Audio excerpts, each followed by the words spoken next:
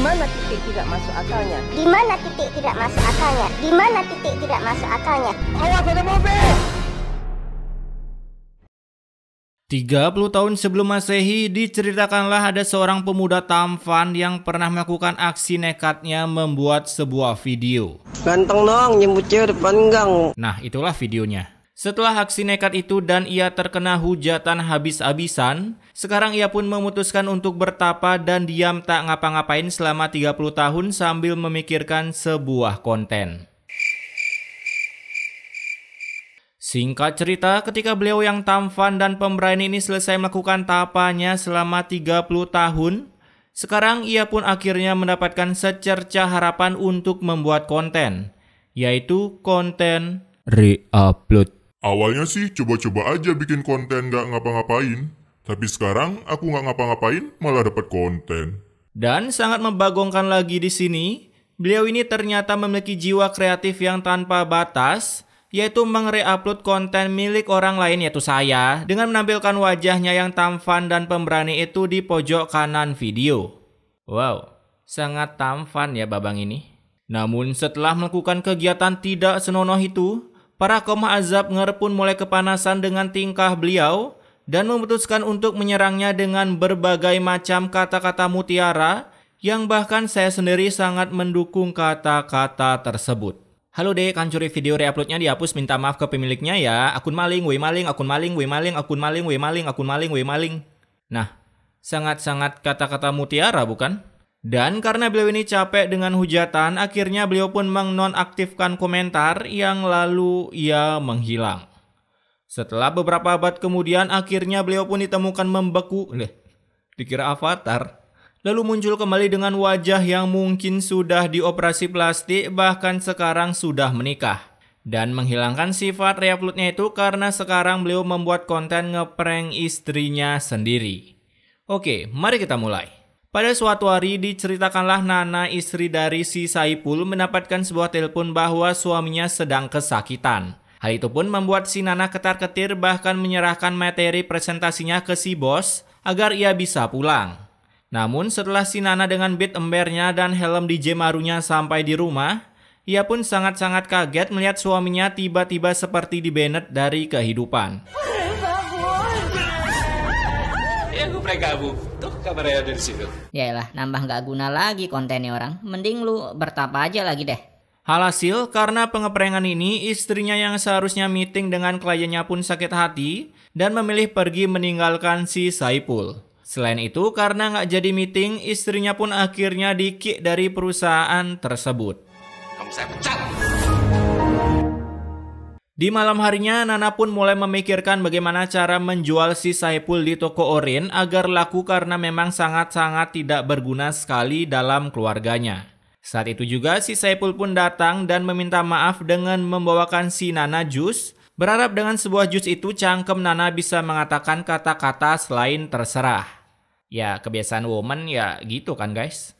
Tapi ternyata bukanlah maaf yang sesungguhnya dikeluarkan dari cangkem si Saipul, tapi lagi-lagi ia malah membuat konten prank karena jus yang diberikan bukanlah jus jambu, melainkan jus cabai. Buset dah, doer-doer dah tuh bibir.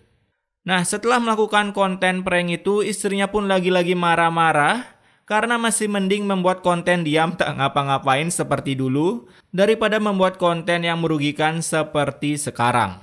Si Nana yang mengingat lagi konten si Saipul yang bertapa selama 30 tahun, akhirnya membuat Saipul pun emosi sampai-sampai ia mengusir Nana dari kamarnya.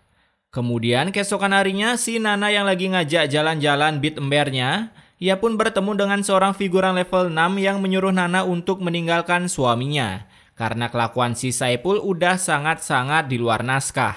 Nah, ketika sampai di rumah, seorang kurir Cash or Duel pun datang memberikan sebuah paket untuk si Saipul.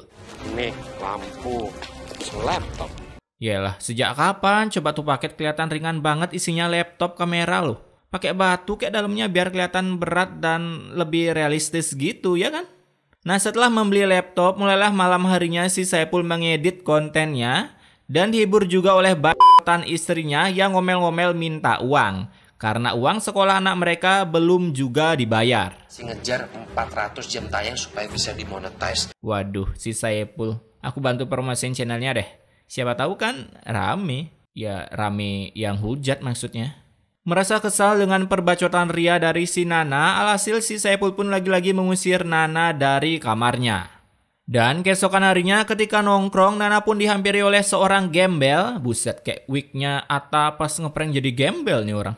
Dimana gembel ini pun meminta sedekah giveaway mawar untuk beli beras.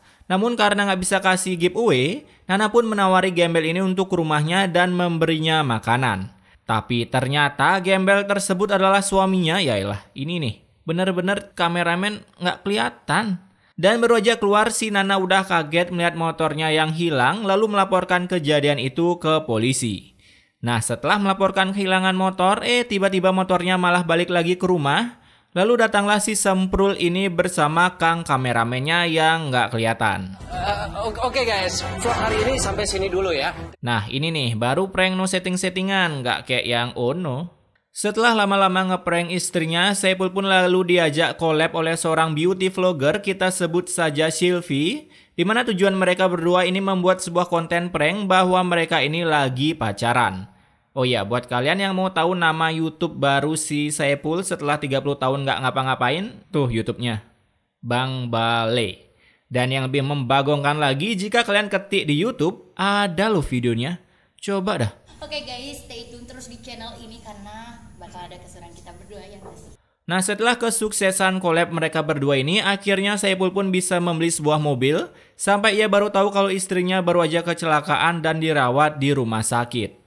Kala itu ketika Saipul datang ke rumah sakit, bukannya berniat menjenguk si Nana, namun Saipul malah mengkenokkan hati Nana dengan berkata seperti ini.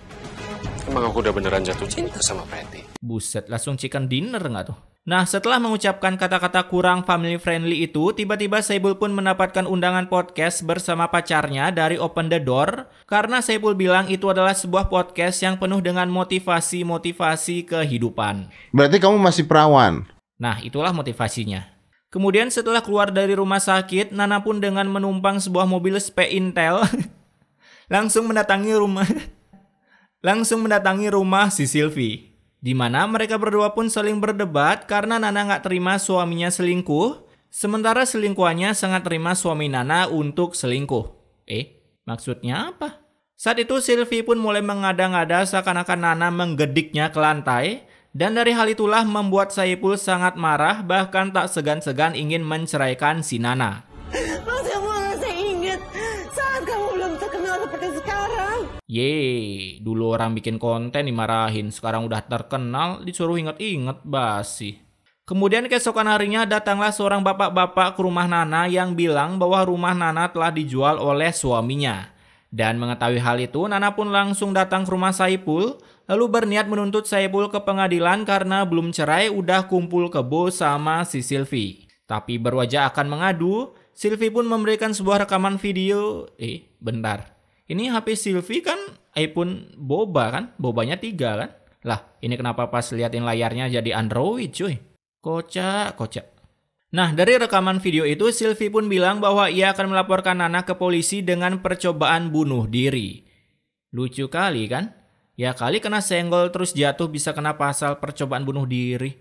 Sejak kapan coba? Dan kerennya lagi, si Nana ditangkep dong. Buset, keren. Tapi beruntung Saipul pun memberikan pilihan untuk mencabut laporan tersebut, dengan syarat Nana harus tanda tangan surat perceraian dan anaknya menjadi hak asuh si Saipul.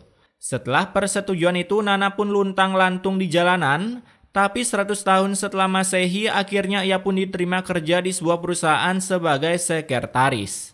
Sementara si Saipul, ia masih tetap saja bergelut di dunia vlogernya, sampai-sampai anaknya pun yang kelaparan bukannya diberi makan malah dimaki-maki oleh Saipul. Hingga saat itu datanglah Nana untuk menjenguk anaknya, dan sang anak pun mengadu perbuatan bapaknya itu ke mamanya. Ini belum makan. Sialan, kok gue jadi nangis? Nah, saat makan dengan anaknya, Nana pun tak sengaja melihat pacar Saipul sedang selingkuh, dan tak sengaja menguping pembicaraannya bahwa selingkuhan Sylvie telah diam-diam mengupload masa lalu Saipul, yaitu konten 30 tahun gak ngapa-ngapain, ke dark web. Gila. Mendengar itu, ketika pulang Nana pun langsung memberitahu Saipul tentang video tersebut. Udah melihat kan video ini? Nah, Saipul yang marah langsung saja OTW ke rumah si Silvi dan tanpa basa-basi langsung menggedik selingkuhannya Silvi hingga ia pun AFK di lantai. Karena tergediknya selingkuhan si Silvi inilah, Silvi pun langsung berniat melaporkan Saipul ke polisi karena sudah membuat pacarnya mengalami kelumpuhan total. Buset, kuat banget Saipul. Ada sesuatu hal buruk bakal terjadi pada gua. Anda ditahan. Mam tuh kan baru aja ngomong. Saat itu baru aja si Saipul membuat konten vlog mistis, tiba-tiba sesuatu yang sangat mistis pun benar-benar datang ke Saipul. Nah, inilah yang dinamakan mulutmu harimaumu. Asik. Alhasil Saipul pun langsung ditangkap atas penganiayaan pacar si Silvi. Dan film pun selesai. Oke, pesan immortalnya di sini, jangan re-upload video gue, goblok.